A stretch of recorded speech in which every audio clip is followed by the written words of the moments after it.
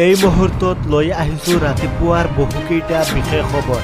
ৰাতিপুৱাৰ প্ৰথমটো খবৰ হৈছে ৰাজ্যৰ মুখ্যমন্ত্ৰী হিমন্ত বিশ্ব শৰ্মাই মাইক্ৰ' ফাইনেন্সৰ ঋণ লোৱা মহিলাসকলৰ বাবে লৈ আহিছে এটা ভাল খবৰ। এটা গুৰুত্বপূৰ্ণ খবৰ, বিহুৰ পূৰ্বে লাভ কৰিব মাইক্ৰ' ফাইনেন্সৰ ধন। নিয়মীয়াভাৱে ঋণ পৰিশোধ কৰা মহিলাই লাভ কৰিব এই ধন। আৰু তেওঁ কৈছে আৰু বহাগ বিহুৰ পূৰ্বে উদগনিমূলক সাহায্য প্ৰদান কৰিব ৰাজ্য চৰকাৰে। অসমৰ 7খন জিলাৰ মহিলাই লাভ কৰিব এই ধন।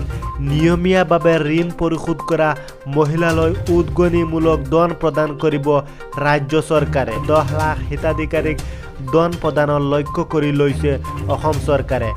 মাইক্ৰ' ফাইনেন্সৰ ঋণ লোৱা মহিলাসকলৰ বাবে এটা ভাল খবৰ। বহাগ বিহুৰ পূৰ্বে ধন লাভ কৰিব মাইক্ৰ' ফাইনেন্সৰ।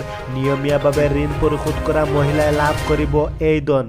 ৰাতিপুৱাৰ আন এটা খবৰ হৈছে 55 লাখ টকাৰ জালিয়াতিৰ গোচৰত কংগ্ৰেছ নেতাক গ্ৰেপ্তাৰ কৰিছে নগাঁও আৰক্ষীয়ে। নগাঁও জিলাৰ কংগ্ৰেছৰ সাধাৰণ সম্পাদক আব্দুল বক্কৰ ছিদ্দিকক আটক কৰিছে নগাঁও আৰক্ষীয়ে। আব্দুল বক্কৰক আটক কৰাৰ পিছত ৰকিবুল হুছেইন আৰু নুৰুল হুদাৰ অতি ঘনিষ্ঠ বুলি পৰিচয় দি নগাঁও আৰক্ষীক দমক দিছে। জালিয়াতিৰে বেংকৰ পৰা 55 লাখ টকা লোৱাৰ অভিযোগ, সমবায় সমিতিৰ চাউল চুৰি আৰু ডেটাৰ কেলেংকাৰীৰ লগত জড়িত থকাৰ অভিযোগো উত্থাপিত হৈছে। পূৰ্বে সাংবাদিক এজনক আক্ৰমণ কৰাৰ ঘটনাত জড়িত থকাৰো অভিযোগ উত্থাপিত হৈছে। প্ৰবঞ্চনাৰ বলি হোৱা লোকসকলে পত্ৰ প্ৰেৰণ কৰিছিল অসম আৰক্ষী সঞ্চালক প্ৰধানজনলৈ।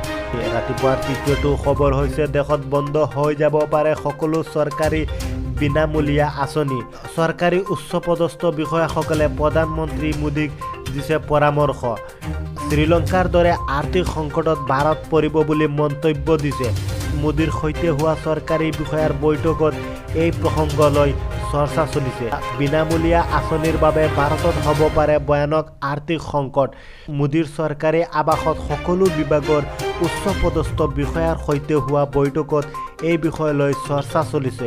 4 ঘণ্টা ধৰি চলিছে এই বৈঠক। উপস্থিত আছিল নিৰাপত্তাৰ উপদেষ্টা আজিত দেৱাল আৰু প্ৰধান সচিব PK মিশ্ৰা। আৰু এই বৈঠকত লগতে উপস্থিত আছিল কেবিনেট সচিব ৰাজীৱ গোৱা। ৰাতিপুৱাৰ আন এটা খবৰ হৈছে চুবুৰীয়া ৰাষ্ট্ৰ সোণৰ লংকাত এতিয়া চলিছে জুই। সমস্ত কেবিনেটে কৰিছে পদত্যাগ। শ্ৰীলংকাত এতিয়া কেৱল ৰাষ্ট্ৰপতি আৰু প্ৰধানমন্ত্ৰী বিৰাজমান।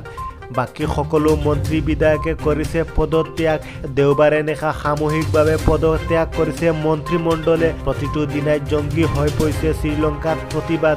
ৰাইজৰ প্ৰতিবাদক সেও মানি 26 মন্ত্ৰী বিধায়কে পদত্যাগ কৰিছে। দৰ্শকসকল, আজিলৈ ইমানেই। চাই থাকিব টপ আছাম। লগতে ভিডিঅ'টো শ্বেয়াৰ আৰু ছাবস্ক্ৰাইব কৰিবলৈ নাপাহৰিব।